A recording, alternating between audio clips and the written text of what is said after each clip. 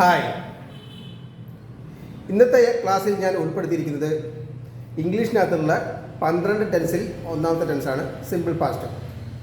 Okay, ഈ simple past എന്ന് പറയുന്ന ടെൻസ് നമ്മൾക്ക് ലൈഫിൽ പഴയ കാര്യങ്ങൾ പറയാനാണ് ഈ ടെൻസ് ഉപയോഗിക്കുന്നത്.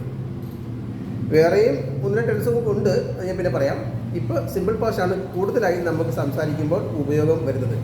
അത് പഴയ കാര്യങ്ങൾ, ഇന്നത്തെ കാര്യങ്ങൾ, മിനിയാന്ത കാര്യങ്ങൾ, 10 വർഷം മുന്നത്തെ കാര്യങ്ങളൊക്കെ പറയുമ്പോൾ നമ്മൾ സിമ്പിൾ പാസ്റ്റ് നിർബന്ധമായി അറിഞ്ഞിരിക്കണം.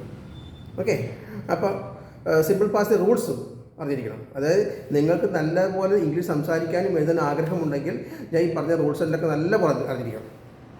അല്ലാതെ എന്തെങ്കിലും നമുക്ക് സംസാരിക്കാനോ എഴുതാനോ പറ്റിക്കഴിഞ്ഞാൽ കാര്യമില്ല, കേൾക്കുന്നതിന് മനസ്സിലാവും നമുക്ക് ശരിക്കും അറിയത്തില്ല എന്നുള്ള കാര്യം. ഓക്കെ, അതുകൊണ്ടാണ് പറഞ്ഞത്. ഓക്കെ, അപ്പോൾ സിമ്പിൾ പാസ്റ്റ് എന്ന് പറഞ്ഞാൽ റൂൾസ് എന്ന് പറഞ്ഞാൽ സബ്ജക്റ്റ് പ്ലസ് വീട്ടു. സബ്ജക്റ്റ് പ്ലസ് വീട്ടു എന്നും പറയാം. ചിലർ പറയും subject plus second form of the verb എന്നും പറയും. ചിലർ പറയും past form of the verb എന്ന് പറയും. ഇതെല്ലാം ഒന്ന് തന്നെ. ഓക്കെ, അപ്പോൾ ഈ വെർബ് എന്ന് പറഞ്ഞ സാധനം കുറച്ച് അത്യാവശ്യം, ആയിരക്കണക്കിന് വെർബുണ്ട് ഇംഗ്ലീഷിനകത്ത്. പക്ഷേ അത്യാവശ്യമായിട്ടുള്ള കുറച്ച് വെർബുണ്ട്. അത് നമ്മൾ ഈ ബുക്കിനകത്ത് എന്ത് ചെയ്യും. ഓക്കെ, ഈ ഇതൊക്കെ കൊടുത്തിട്ടുണ്ട്. അത് ഓക്കെ, ഈ വെർബ് വളരെ ഇമ്പോർട്ടൻ്റ് ആണ്. കുറച്ച് ആയിരക്കണക്കിന് വെർബുണ്ട്. പക്ഷേ ഇത്രയും വെർബ് നമ്മൾ നല്ലപോലെ അറിഞ്ഞിരിക്കണം. 2 ബുക്കിനകത്തുള്ളത് ഈ ഫസ്റ്റ് ഇതിനകത്തുള്ളതാണ്. ഓക്കെ, അപ്പോൾ ഈ വെർബ് നല്ലതുപോലെ അറിഞ്ഞാൽ മാത്രമേ നമുക്ക് സെൻസ് ഉണ്ടാക്കാൻ പറ്റുള്ളൂ. ഓക്കെ, സംസാരിക്കാൻ എഴുതാൻ പറ്റുള്ളൂ. ഓക്കെ, ഒരു കാരണവശാലും നമ്മൾ എന്തെങ്കിലും സംസാരിക്കാൻ വേണ്ടി ഇംഗ്ലീഷ് പഠിക്കരുത്. അതുകൊണ്ടാണ് പല ആൾക്കാർക്ക് ഈ പരീക്ഷയ്ക്കും ഇൻ്റർവ്യൂക്കെ തോൽച്ചു പോകാൻ കാരണം. അപ്പോൾ ഞാൻ ഒന്നുകൂടി പറയാം. സിമ്പിൾ പാസ്റ്റ് എന്ന് പറഞ്ഞാൽ സബ്ജക്റ്റ് പ്ലസ് കിട്ടും. ഓക്കെ, വെർബിൻ്റെ സെക്കൻഡ് ഫോം ഉപയോഗിക്കണം. എങ്കിൽ മാത്രമേ അത് പഴയ കാര്യങ്ങളായി അത് കൺസിഡർ ചെയ്തുള്ളൂ ഇംഗ്ലീഷ് റൂൾസ് പ്രകാരം. ഓക്കെ, ഒരു എക്സാമ്പിൾ പറയാമേ. I saw movie yesterday, I did my work yesterday, and 2 years back I went Saudi Arabia. Okay, I made a house in 2022. Okay, അപ്പോൾ ഞാൻ പറഞ്ഞത് ഒരു ക്ലൂ കിടപ്പുണ്ട്. പഴയ കാര്യങ്ങൾ പറയാൻ മാത്രമേ ഈ സിമ്പിൾ പാസ്റ്റ് ഉപയോഗിക്കാവൂ. അതിനോട് സിമിലറായ വേറെ ടെൻസ് ഉണ്ട്, അത് ഞാൻ അടുത്ത വീഡിയോയിൽ പറഞ്ഞുതരാം. ഓക്കെ, അപ്പോൾ ഞാൻ ഈ റൂൾസ് നോക്കണം.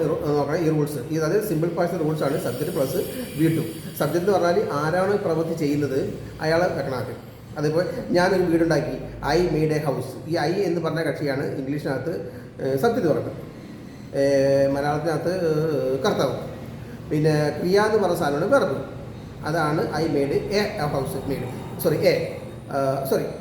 മെയ്ഡ്. ഇനി എ ഹൗസ് എന്നുള്ളതാണ് ഒബ്ജക്റ്റ്.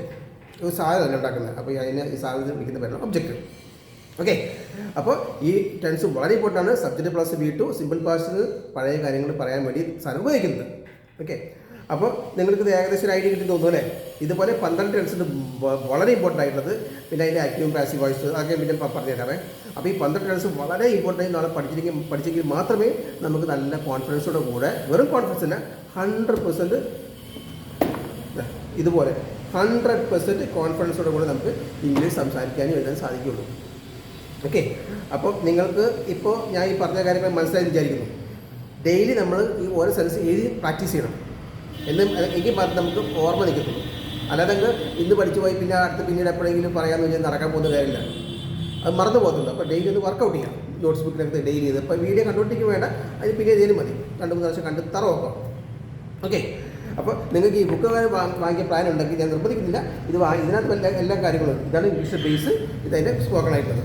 ഓക്കെ, ഈ സാധനം ഇല്ലാത്ത നമുക്കൊന്നും ചെയ്യാൻ പറ്റില്ല ഇംഗ്ലീഷിനകത്ത്. ഓക്കെ, ഈ ബുക്ക് വാങ്ങിക്കണമെങ്കിലും കാണണമെങ്കിൽ നമ്മൾ www.poweroneducation.com വെബ്സൈറ്റിൽ പോയി കഴിഞ്ഞാൽ വീഡിയോ കാണാനും പറ്റും ബുക്കിൻ്റെ.